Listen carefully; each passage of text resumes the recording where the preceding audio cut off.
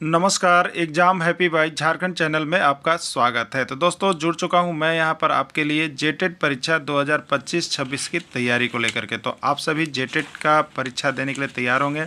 जेटेट परीक्षा बहुत जल्द होने वाली है, तो आप सभी यहां पे क्लासेज के लिए अवश्य जुड़ेंगे। आपको बताते चले, जेटेट में तैयारी को लेकर के बहुत तरह से आपके मन में कौतूहल बना हुआ होगा कि किससे तैयारी करें, कहाँ से तैयारी करें। तो आपको बताते चले, जेटेट परीक्षा में यदि आपको परचम लहराना है तो आप झारखंड राज्य के अनुमोदित पाठ्यक्रम JCERT किताब को पढ़ना कभी भी नहीं भूलेंगे। बाहर का प्रैक्टिस सेट लेकर के यदि आप पढ़ रहे हैं तो वो आपके साथ धोखा हो रहा है, ठीक है। तो आप JCERT जैक का किताब ले लीजिए, जो कि आपको झारखंड राज्य के सरकारी विद्यालयों में मिलते हैं। अगर आपको नहीं मिल पाता है तो हम देखिए यहाँ पे झारखंड राज्य के सरकारी विद्यालय से आपको हूबहू हैंड रिटेन नोट्स डेली बना करके, जो आपका न्यू सिलेबस आया है उसके आधार पर यहाँ पर सभी सब्जेक्ट का, चाहे आप 1 से 5 के शिक्षक हो, चाहे 6 से 8 का शिक्षक हो, सभी की तैयारी करवाते हैं। आप घर बैठे यहाँ पर क्षेत्रीय भाषा छोड़ करके सभी सब्जेक्ट का केवल 500 रुपये में तैयारी कर सकते, जिसके लिए देखिए यहाँ पर आपको मोबाइल नंबर दिया गया है 9631054226 पर आप संपर्क करके यहाँ से सभी कोर्सेज परचेज भी कर सकते हैं, तैयारी भी कर सकते हैं। बहुत सारे कोर्सेज बन गए हैं, तो आप अवश्य संपर्क कर लेंगे, घर बैठे ही तैयारी यहाँ से हो जाएगी। चलिए देखते हैं टॉपिक 8 जो इतिहास हिस्ट्री से आपको लिया गया है, जो जेटेट का न्यू सिलेबस बनाया गया है, उसमें आप देखिएगा यहाँ पर आपको एक टॉपिक दिया गया है हिस्ट्री के अंतर्गत, भारत में कंपनी शासन की स्थापना। ठीक है, यदि आप जेटेट की तैयारी कर रहे हैं तो ये आप जान जाइए, आपको JCERT जैक के किताब को पूरा फॉलोअप कर लेना है, जिससे आपका स्कोर यहाँ पर बहुत ज़्यादा आ सके। किताब नहीं है तो यहाँ पर JCERT जैक की किताब का बना हुआ हैंड रिटेन नोट्स उपलब्ध है, जो कि आपको यहाँ सभी क्लासेज उसी नोट से, हम हैंड रिटेन नोट से बना के आपको हर दिन दे रहे हैं। तो आप यहाँ से जुड़ करके तैयारी कर लीजिएगा, ठीक है। अब देखिए यहाँ पे ये कंपनी शासन की स्थापना को यदि आप देखना चाहिएगा कि JCERT किताब में कहाँ से पढ़े तो यह मिलेगा। तो देखिए, भारत में कंपनी शासन की स्थापना इस टॉपिक का नाम लिखा हुआ नहीं है। आपको JCERT क्लास में जाइएगा, ठीक है, JCERT क्लास 8 में, ठीक है, क्लास 8 का किताब लीजिएगा हिस्ट्री का, उसमें एक्सरसाइज 2 आप देखिएगा, लिखा हुआ होगा व्यापार से लेकर साम्राज्य तक। ठीक है, तो भारत में ये जो कंपनियां आई थी किस लिए आई थी बताइए, व्यापार करने आई थी ना। तो ये व्यापार से लेकर साम्राज्य तक जब आप इस पाठ को खोलिएगा तो इसमें ये कंपनी शासन की पूरी बात आपको देखने को मिलेगी। ठीक है, तो अब आपको यह पता चल गया कि आपको पढ़ना अगर JCERT में तो कहाँ मिलेगा ये चैप्टर। तो ये चैप्टर JCERT का क्लास 8 आप ले लीजिएगा, इतिहास का किताब, उसमें एक्सरसाइज 2 को खोल लीजिएगा और व्यापार से लेकर साम्राज्य तक में देख लीजिएगा, सब कुछ आपको यहाँ से मिल जाएगा। ठीक है, चलिए, भारत में कंपनी शासन की स्थापना में 2 मतभेद आते हैं, उसको आप लोग यहाँ पे देख लीजिएगा।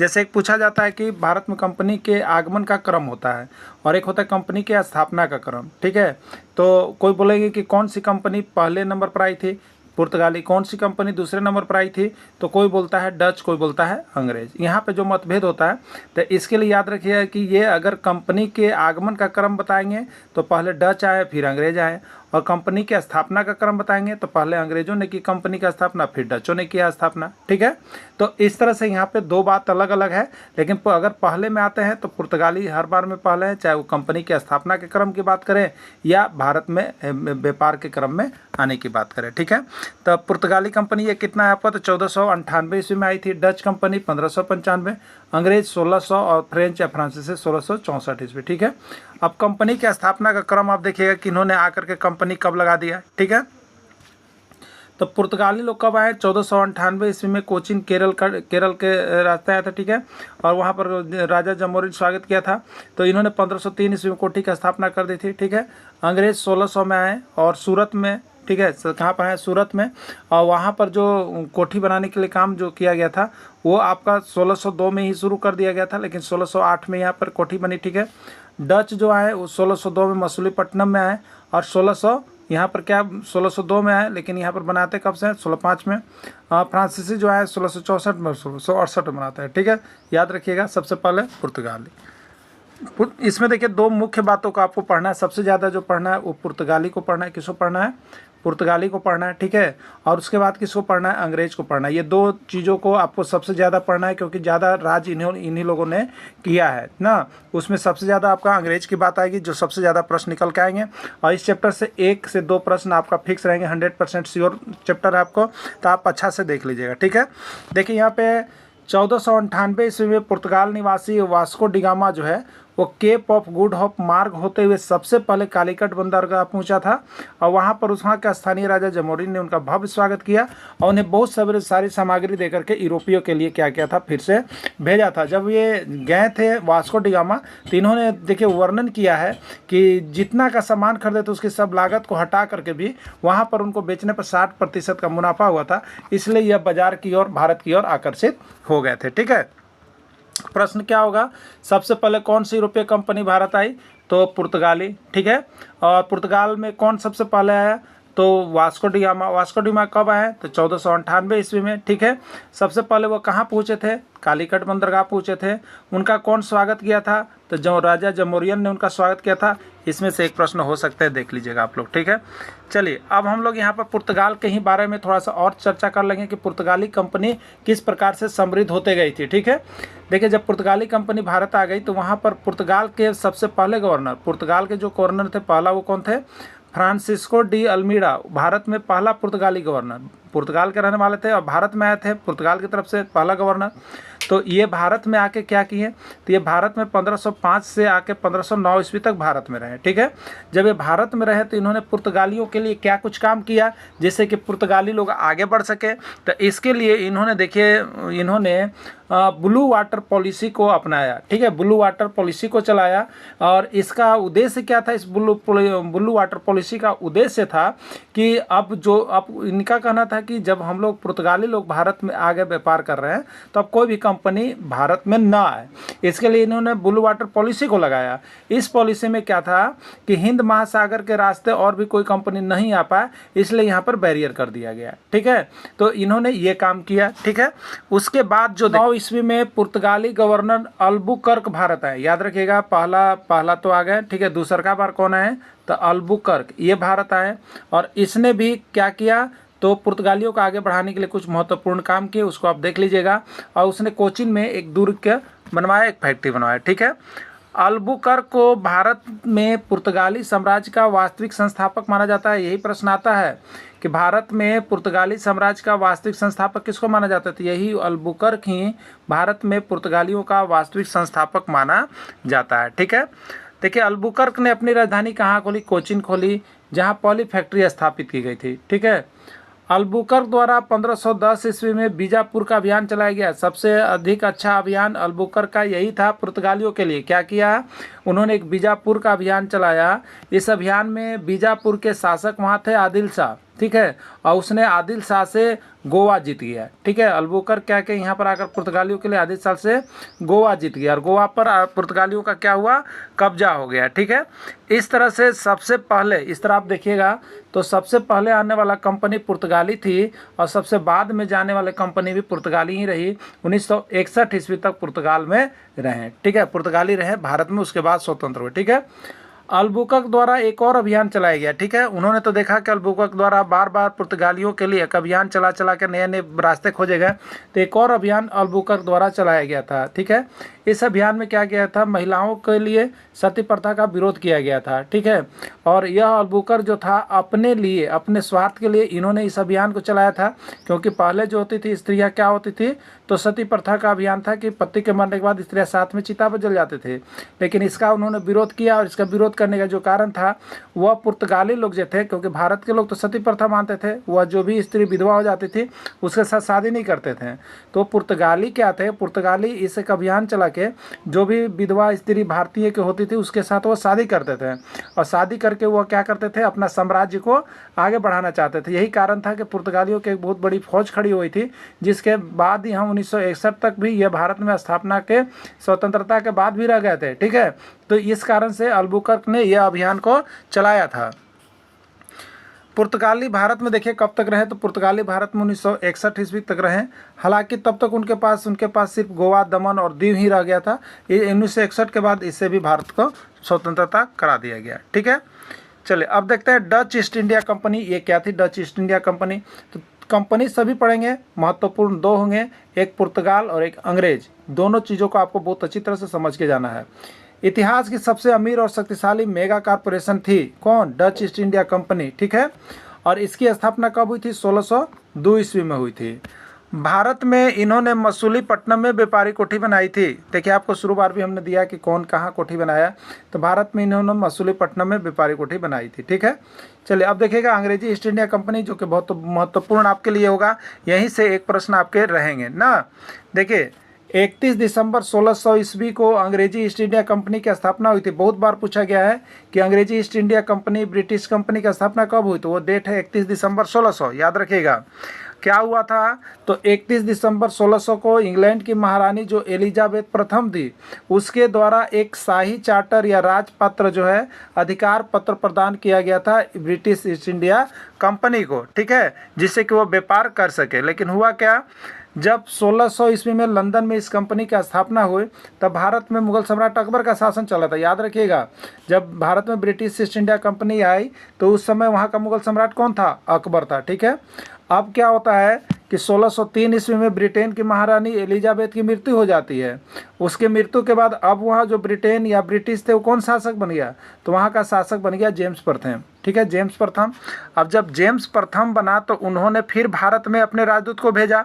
ब्रिटिश जो थे उन्होंने अपने व्यापार को और आगे बढ़ाने के लिए राजदूत को भेजा। ठीक है, तो जेम्स प्रथम अपने राजदूत, पहले जो राजदूत थे कैप्टन हॉकिंस को 1608 ईस्वी में मुगल दरबार में अकबर का फरमान लेकर गए थे, क्योंकि उन्हें पता नहीं था कि अकबर की मृत्यु हो गई है और वहाँ का दूसरा मुगल शासक है, इसलिए अकबर का ही फरमान लेकर के गए थे। कौन, तो यहाँ पे कैप्टन हॉकिंस। ठीक है, लेकिन 1605 ईस्वी में अकबर की मृत्यु हो गई थी, जिसके कारण वह जहांगीर के दरबार में पहुँचे। ठीक है, तो कैप्टन हॉकिंस किसके दरबार में पूछता है, तो कैप्टन हॉकिंस जहांगीर के दरबार में पहुँचे थे। ठीक है, अब वहाँ पर उनको अनुमति मिलती है।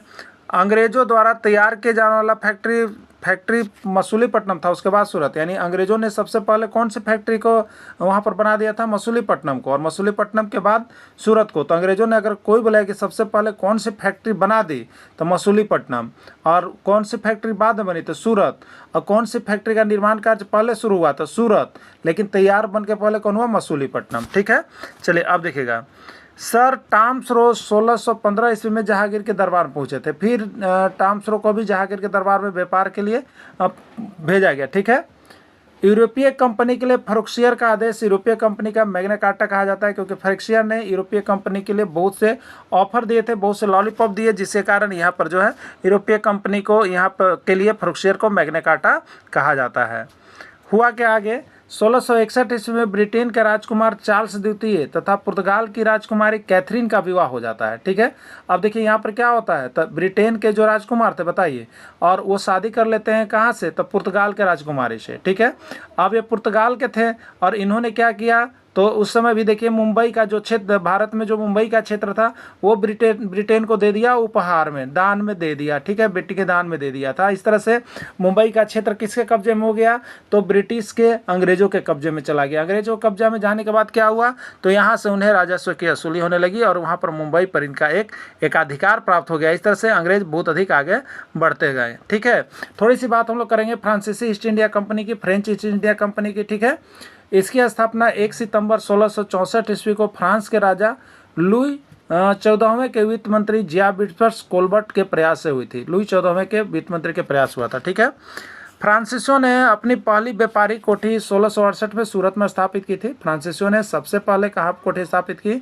सूरत में। दूसरी कोठी कहाँ स्थापित की, मसूलीपट्टनम में। ठीक है, अंग्रेजों ने पहली कोठी कहाँ बना ली, मसूलीपट्टनम में। दूसरी बार कोठी कहाँ बनाई, सूरत में। याद रखिएगा, उल्टा पलटा है सब कुछ। ठीक है, इस कंपनी का मुख्य प्रशासनिक केंद्र पांडिचेरी बना, जिसको 1673 ईस्वी में स्थापित किया गया था। ठीक है, तो जो फ्रांसीसी ईस्ट इंडिया कंपनी थी उसके जो कंपनी के मुख्य प्रशासनिक केंद्र बन गया था वो पांडिचेरी, पुडुचेरी जिसको हम लोग कहते हैं, वो बना था। ठीक है, चलिए अब यहाँ पर देखिए, ब्रिटिश ईस्ट इंडिया कंपनी अपना प्रभुत्व जमाने के लिए इनके बीच बहुत सारे युद्ध हुए। तो इसी के युद्ध को पढ़ेंगे और किस तरह से ब्रिटिश यानी अंग्रेजों ने युद्ध को जीतते गया और सभी पर अपना एक एकाधिकार जमा लिया। ठीक है, तो देखिए यहाँ पे आए थे व्यापार के क्रम से, लेकिन अब यहाँ इनके दिमाग में क्या हुई, फूट डालो और शासन करो, और यहाँ का भारत का ये साम्राज्य बनने की तैयारी करने लगे थे। ठीक है, उत्तराधिकारी बनने का तैयारी करने लगे थे। तो इसके बीच बहुत सारे युद्ध में, सभी युद्ध में ईस्ट इंडिया कंपनी अंग्रेजों के विजयी हुई, जिसके पास अंग्रेज यहाँ पर बसे। ठीक है, देखिए पहला युद्ध है ब्रिटिश ईस्ट इंडिया कंपनी और फ्रांसीसियों के बीच जो युद्ध हुआ था वो कर्नाटक का युद्ध हुआ था। कर्नाटक के युद्ध बाद देखेंगे, लेकिन जानेंगे कि पहला कर्नाटक के युद्ध से हम लोग यहाँ पर शुरू कर रहे हैं, ठीक है। दूसरा का युद्ध आप लोग देखेगा वांडीवास का युद्ध। वांडीवास का युद्ध 1760 ईस्वी के वांडीवास के युद्ध को देखिएगा, ठीक है। क्या हुआ था, अंग्रेजों ने फ्रांसीसियों को निर्णायक रूप से हराया था। वांडीवास के युद्ध में अंग्रेज किसको हराए थे, फ्रांसीसी को हरा दिए, ठीक है, जिससे भारत में फ्रांसीसी साम्राज्य का सपना ही खत्म हो गया। याद रखिएगा, वांडीवास के युद्ध में फ्रांसीसी साम्राज्य का अस्तित्व समाप्त हो गया था, ठीक है। चलिए अब आगे देखिएगा, प्लासी का युद्ध आप देखेंगे तो प्लासी का युद्ध 23 जून 1757 ईस्वी में प्लासी के युद्ध ब्रिटिश ईस्ट इंडिया कंपनी और बंगाल के नवाब सिराजुद्दौला की सेना के बीच लड़ा गया था, ठीक है। प्लासी का युद्ध कब हुआ, 1757 ईस्वी में। किसके बीच हुआ, तो अंग्रेज और बंगाल के नवाब सिराजुद्दौला के बीच लड़ा गया। इस ऐतिहासिक लड़ाई में रॉबर्ट क्लाइव के नेतृत्व में अंग्रेजों की जीत हुई और यह जीत जो है यह युद्ध कब हुआ था, 23 जून 1797 को हुआ था। याद रखिएगा, प्लासी का युद्ध में किसका जीत हुआ, अंग्रेजों का। किसका हार हुआ, सिराजुद्दौला का, ठीक है, सिराजुद्दौला का। और प्लासी का युद्ध का एग्जैक्ट डेट पूछे तो क्या बताइएगा, 23 जून 1757 ईस्वी को, ठीक है। अब देखिए क्या हुआ, तो प्लासी के युद्ध में अंग्रेजी सेना का नेतृत्व रॉबर्ट क्लाइव कर रहे थे। याद रखिएगा, बहुत बार पूछा जाता है कि प्लासी का युद्ध में अंग्रेजी सेना का नेतृत्व कौन कर रहे थे, रॉबर्ट क्लाइव कर रहे थे। एक ट्रिक भी आपको हमने दिया था, क्या दिया था, पी कर बकता है मूर्ख। याद रखिएगा, पी कर बकता है मूर्ख, इस ट्रिक से आपको याद करना था, पी कर बकता है मूर्ख।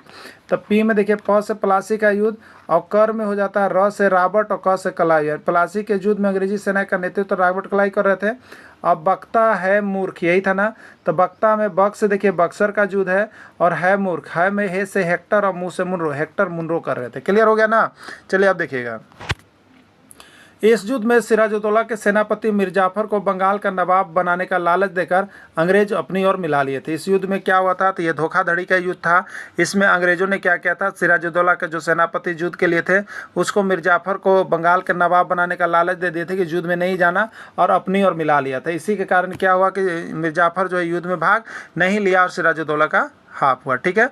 लेकिन वादे के मुताबिक अंग्रेज ने नवाब सिराजुद्दौला को हटाकर फिर मीर जाफर को वादे के मुताबिक अंग्रेजों के नवाब सिराजुद्दौला जब युद्ध में हार गया, मृत्यु हो गई, तो हटाकर मीर जाफर को बंगाल की गद्दी बैठाया, जो केवल अंग्रेजों का एक कठपुतली था। ये मीर जाफर क्या था, तो अंग्रेजों का एक कठपुतली था, और सिराजुद्दौला को यहाँ पर हार का सामना करना पड़ा था प्लासी के युद्ध में, ठीक है। चलिए बक्सर का युद्ध देख लीजिएगा। बक्सर का युद्ध 22 अक्टूबर 1764 ईस्वी को ब्रिटिश ईस्ट इंडिया कंपनी और 3 भारतीय शासकों की संयुक्त सेना के बीच लड़ा गया था, ठीक है। अंग्रेज और 3 भारतीय सेना के शासकों के बीच लड़ा गया था, ठीक है। और इसमें अंग्रेजी सेना का नेतृत्व अब खुद कर रहे थे हेक्टर मुनरो, क्योंकि यह बहुत बड़ी युद्ध थी, ठीक है। देखिए इसमें तीनों संयुक्त सेना कौन थे, थे तो पहला था उसमें मीर कासिम जो बंगाल के नवाब थे, शुजा-उद-दौला जो अवध के नवाब थे, और शाह आलम द्वितीय जो भारत के तत्कालीन मुगल सम्राट थे। ये तीनों का संयुक्त अभियान से लड़ाई चल रहा था, ठीक है। कारण क्या था, कारण था कि अंग्रेजों ने मीर जाफर को हटाकर मीर कासिम को बंगाल का नवाब बनाया था, लेकिन मीर कासिम अंग्रेजों की कठपुतली बनकर नहीं रहना चाहता था। उसने भी क्या की, तो अपनी राजधानी मुर्शिदाबाद से हटाकर मुंगेर हटाया। मुर्शिदाबाद से कहाँ ले गया, मुंगेर ले गया, स्थानित कर दी, और अपनी सेना को यूरोपीय तर्ज पर आधुनिक बनाना शुरू कर दिया था, ठीक है। जिसके कारण यह युद्ध हुए थे, लेकिन फिर भी अंग्रेजों की ही जीत हुई, ठीक है।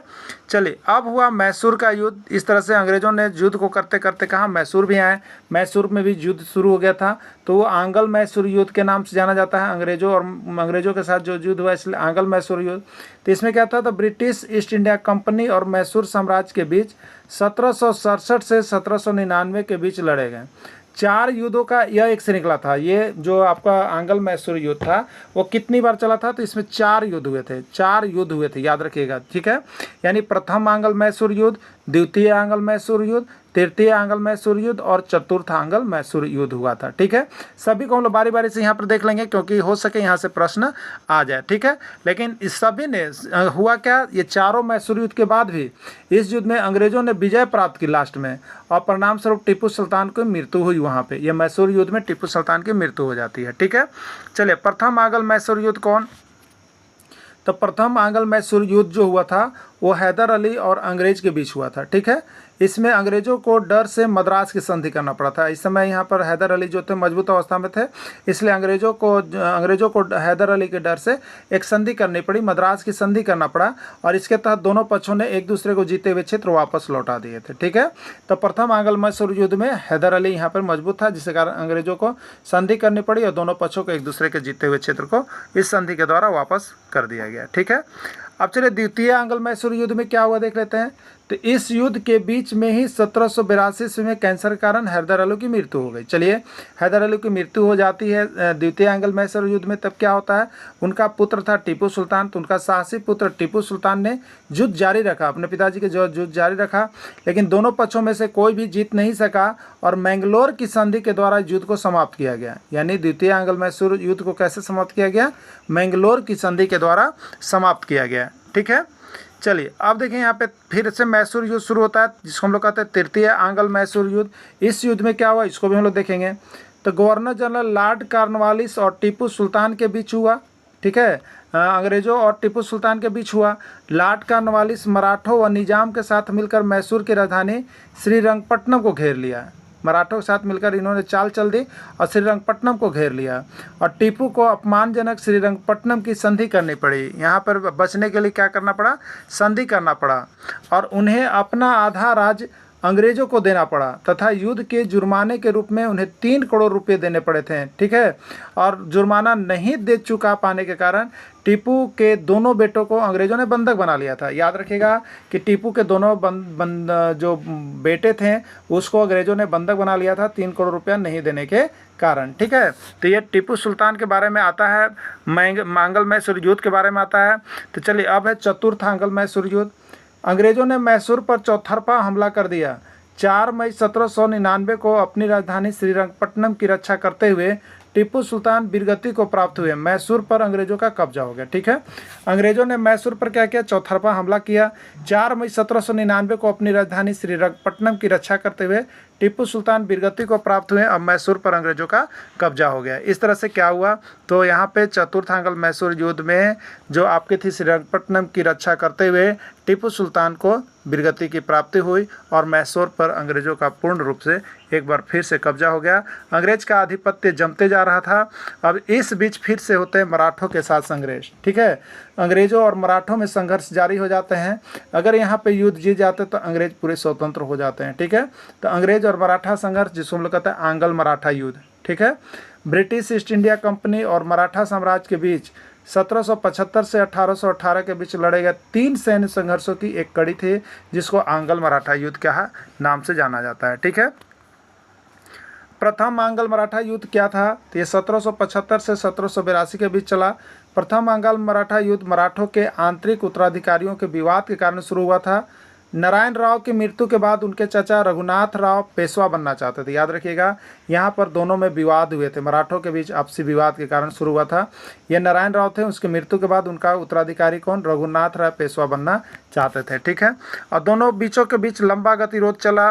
उसके बाद 1782 में सलाबाई की संधि हुई और इसके बाद अंग्रेजों ने माघो नारायण को असली पेशवा स्वीकार कर लिया और दोनों पक्षों के बीच 20 वर्षों के लिए शांति की स्थापना हुई थी। ठीक है, असली पेशवा किसको बना लिया गया, माघो राय नारायण को बनाया गया। ठीक है, रघुनाथ राव पेशवा बनना चाहते बनाया गया था माघो राय नारायण को। क्लियर, चलिए अब देखिए फिर से द्वितीय आंग्ल मराठा युद्ध भी हुआ। इस युद्ध में क्या हुआ, तो मराठा सरदारों के आपसी मतभेद इस युद्ध का कारण बना। इंदौर के यशवंतराय होलकर ने पेशवा बाजीराव द्वितीय को हरा दिया और अपनी जान बचाने के लिए कायर पेशवा बाजीराव द्वितीय अंग्रेजों के पास भाग गया। इस कारण क्या हुआ था, 1802 में अपमानजनक बेसिन की संधि पर हस्ताक्षर कर सहायक संधि स्वीकार कर ली। बेसिन संधि के द्वारा यहाँ पर द्वितीय आंग्ल मराठा युद्ध को समाप्त किया गया। ठीक है, और इसमें देखिए मराठों को काफ़ी नुकसान उठाना पड़ा था। उन्होंने देवगांव की संधि जो भोंसले के थे और सुरजी अर्जुन गांव की संधि जो सिंघिया करनी पड़ी थी, जिसके तहत गंगा यमुना दोआब के कई महत्वपूर्ण क्षेत्र अंग्रेज के कब्जे में चले गए थे। कई महत्वपूर्ण क्षेत्र कहाँ चले गए थे, अंग्रेज के कब्जे में चले गए थे। ठीक है, चलिए अब देखिए तृतीय आंग्ल मराठा युद्ध। तृतीय आंग्ल मराठा युद्ध, इस युद्ध में क्या हुआ, पेशवा बाजीराव द्वितीय अंग्रेजों से हुए अपमान का बदला लेने के लिए युद्ध किया। ठीक है, पेशवा बाजीराव द्वितीय ने क्या किया, तो अंग्रेजों से हुए अपमान का बदला लेने के लिए युद्ध किया। इस युद्ध में मराठों की हार हुई। अंग्रेजों ने पेशवा के पद को हमेशा के लिए समाप्त कर दिया। ठीक है, मराठा के जब हारे तो अंग्रेजों ने क्या किया, पेशवा के पद को हमेशा के लिए समाप्त कर दिया और बाजीराव द्वितीय को पेंशन देकर कानपुर के पास बिठूर भेज दिया गया। याद रखिएगा, बाजीराव द्वितीय को पेंशन देकर कहाँ भेज दिया, कानपुर के बिठूर के पास भेज दिया गया। क्लियर। अब देखिए और क्या हुआ, तो उसके बाद छत्रपति शिवाजी महाराज के जो वंशज को सतारा की एक छोटी सी गद्दी दिया गया और बाकी सभी मराठा साम्राज्य के ब्रिटिश बॉम्बे प्रेसिडेंसी का हिस्सा बन गया। इस तरह से मराठा साम्राज्य की भी समाप्ति हो गई और अंग्रेजों का पूरा आधिपत्य कायम हो गया। ठीक है, इस प्रकार व्यापार के उद्देश्य से आई थी भारत में ब्रिटिश ईस्ट इंडिया कंपनी ने भारतीय राज्यों में फूट तथा संघर्ष का लाभ उठाया और 19वीं सदी के आरंभ तक अनेक राज्यों पर प्रत्यक्ष या अप्रत्यक्ष अधिकार अस्थायी रूप से कर लिया था। इस तरह से एक छोटी सी भूल व्यापार के लिए यहाँ पर बुलाया गया, लेकिन आज वह उसका पूरा उत्तराधिकारी बन गए, ये होती है कहावत। ठीक है, तो इस तरह से यहाँ पर भारत में कंपनी शासन की स्थापना के अंतर्गत जो आपके सैद्धांतिक क्लास थे, वो थ्योरेटिकल क्लासेस थे, वो आपको हमने समाप्त कर दिया गया है। अब इसका नेक्स्ट डे हम आपके लिए लेकर के आएंगे इसके MCQ प्रश्न, वस्तुनिष्ठ प्रश्न, जिसको आप सभी को यहाँ पर देख लेंगे। अगर कंपनी से आती है तो वहाँ से प्रश्न बाहर नहीं जाएगा। ठीक है, और जो शिक्षक अब तक नहीं जुड़ पाए हैं सभी को जुड़ जाएंगे। JCRT जय की किताब का नोट्स पढ़ने के लिए बहुत ही चीप रेट में आपको सारी चीज़ें यहाँ पर दी जा रही है, आप सभी खरीद के अवश्य पढ़ लेंगे। ठीक है, वीडियो के अंत तक जुड़े रहें, धन्यवाद।